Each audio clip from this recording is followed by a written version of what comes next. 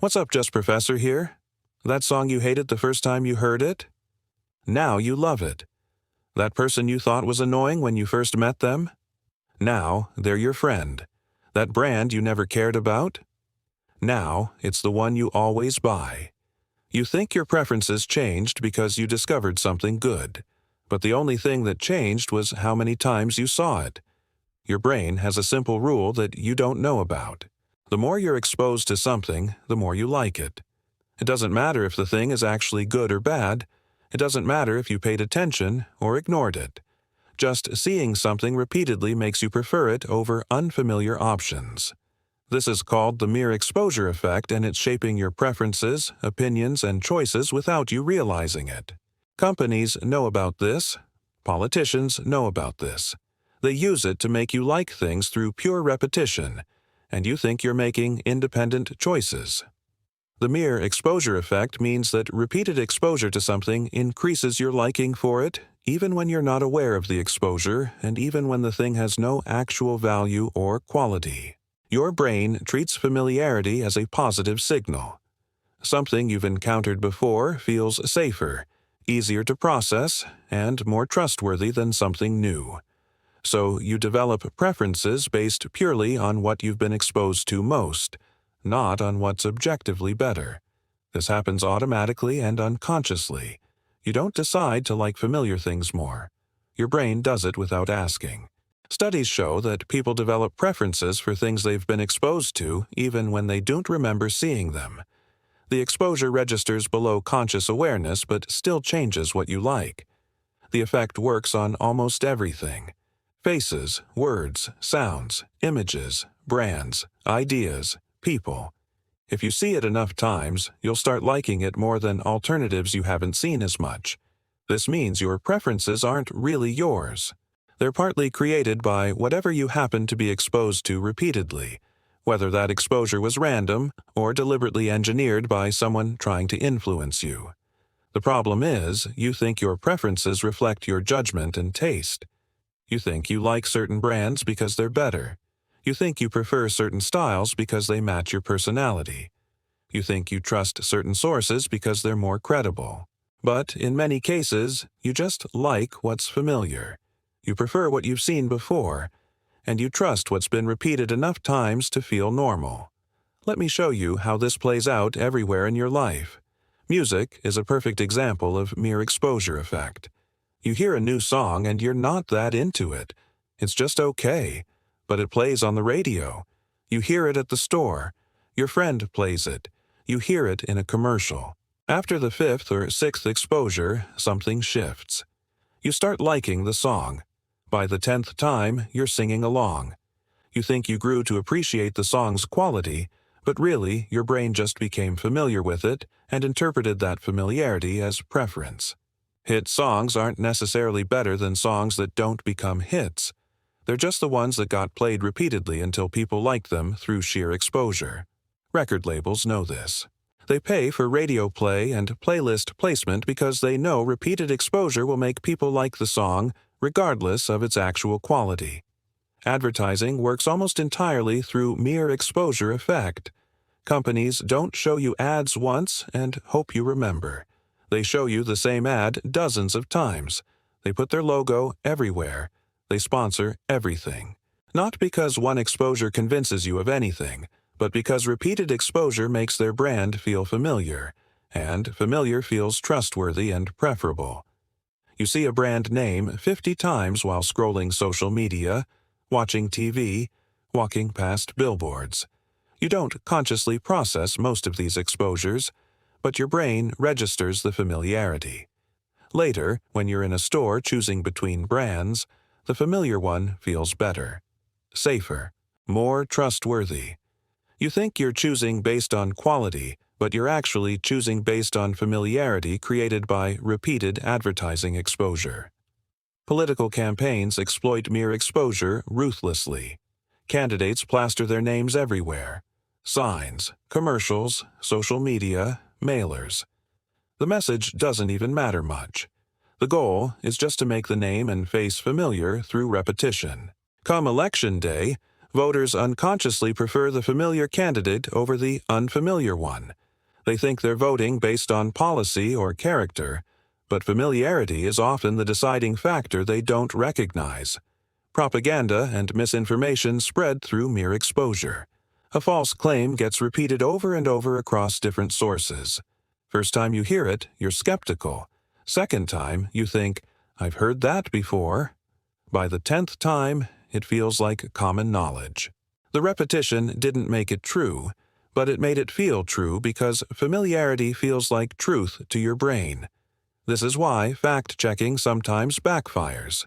When you debunk a false claim, you have to repeat the claim to debunk it. That repetition increases familiarity with the false claim, which can actually make people believe it more even while they're being told it's false. The mere exposure effect is stronger than logical correction. Relationships are shaped by mere exposure. You randomly sit next to someone in class. You see them every day.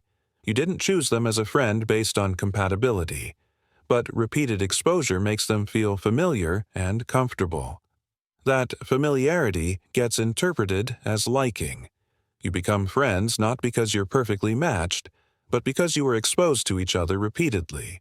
Studies show that people are more likely to become friends with people who live near them, work near them, or attend the same regular activities, not because proximity reveals compatible personalities, but because proximity creates repeated exposure, and exposure creates liking. Your social circle is partly determined by who you happen to see most often. Food preferences come from mere exposure. Kids reject new foods and prefer familiar ones, not because familiar foods are objectively tastier, but because unfamiliar feels risky and familiar feels safe. Parents who repeatedly expose kids to vegetables eventually see acceptance, not because the kids suddenly discover vegetables are delicious, but because repetition makes them familiar and therefore preferable. Adults do the same thing. You like the cuisine you grew up with. You prefer familiar flavors. When you travel somewhere with unfamiliar food, it seems weird or unappealing at first, but if you stay long enough and eat it repeatedly, you start to enjoy it. The food didn't change. Your familiarity with it changed. Beauty standards are heavily influenced by mere exposure. You think you find certain features attractive because they're objectively beautiful. But research shows that people prefer facial features that are common in their culture and population. Not because those features are inherently better, but because those are the features you've been exposed to your whole life. Familiarity created your sense of what looks good. This is why beauty standards vary so much across cultures and time periods. Each culture finds familiar features most attractive. As people get exposed to different types of faces through media and travel, their preferences shift to find those newly familiar features more attractive. Your taste in appearance is partly just a record of what faces you've seen most often. Social media algorithms create preference through forced exposure. The algorithm shows you certain types of content repeatedly. You see the same creators, the same topics, the same styles over and over. You start to prefer that content not because it's the best content available, but because it's familiar. The algorithm created your preferences by controlling your exposure. You think you like certain creators because they're good, but you might just like them because you've seen them 50 times while you only saw other creators once. The repeated exposure built familiarity, and familiarity felt like genuine preference. Fashion and trends are pure mere exposure effect in action. Something new appears and looks weird. Nobody likes it, but fashion magazines show it. Stores stock it. Influencers wear it. You see it repeatedly. Suddenly it looks normal. Then it looks good. Then it looks great. Then everyone wants it. The item didn't improve. It just became familiar through repeated exposure in your visual field. The next season, that same item looks dated because you're now being exposed repeatedly to something different. Your taste didn't mature. Your exposure pattern changed. So, how do you make real choices when your preferences are being shaped by mere exposure? How do you know what you genuinely like versus what you just like because you've seen it a lot? First, recognize that familiarity is not quality. When something feels comfortable, trustworthy, or preferable, ask yourself if you've just seen it many times. Don't trust the feeling of, "this seems better," without questioning whether repetition created that feeling. Your gut instinct about what's good is often just your gut instinct about what's familiar. Second, actively seek out unfamiliar options. When you're making a choice, don't automatically go with what feels comfortable. Try the brand you've never heard of. Listen to the artist you haven't been exposed to. Consider the candidate whose name isn't plastered everywhere.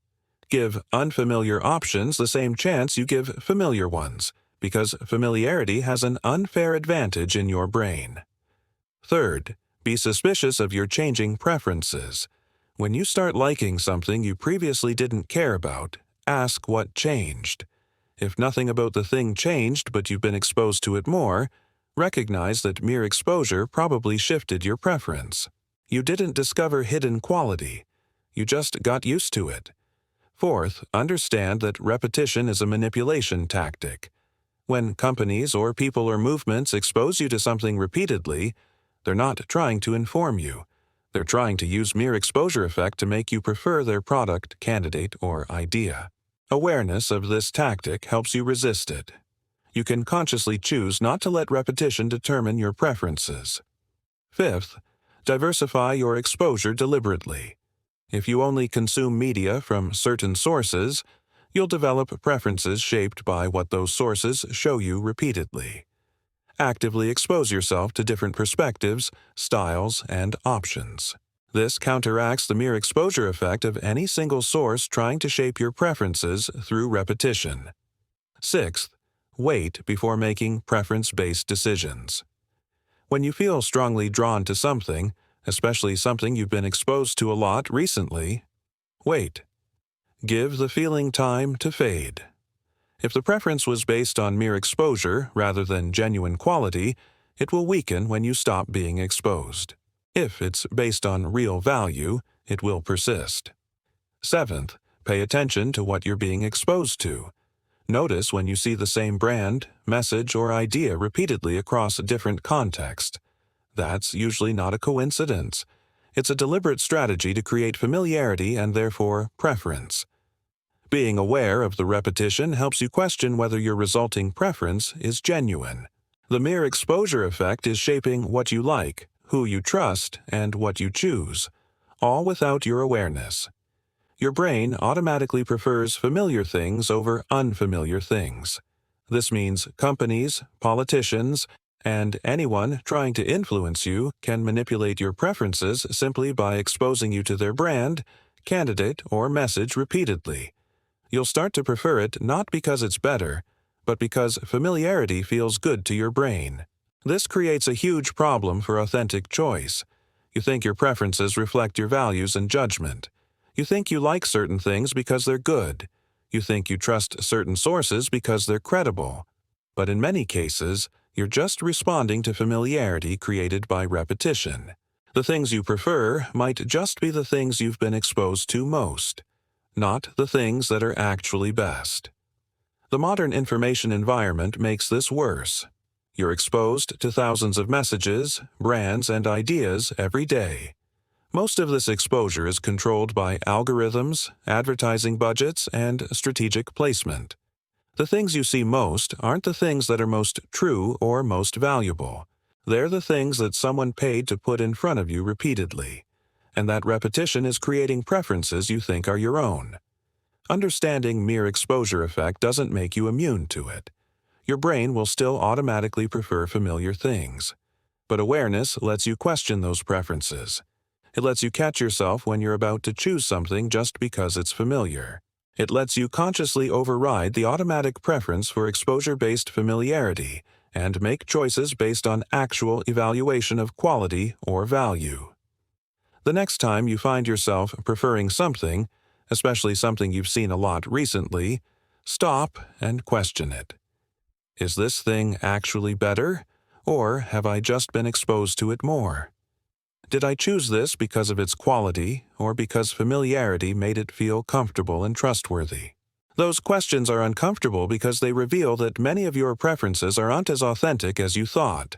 But asking them is how you take back control from mere exposure effect. Your preferences should be based on what you value and what serves you well, not on what you've been exposed to most frequently. But that requires fighting against a powerful automatic process in your brain that treats familiarity as a positive signal. Most people never fight it. They let exposure shape their preferences and think those preferences are their own authentic choices. Subscribe to learn more about the hidden processes controlling what you think you freely choose.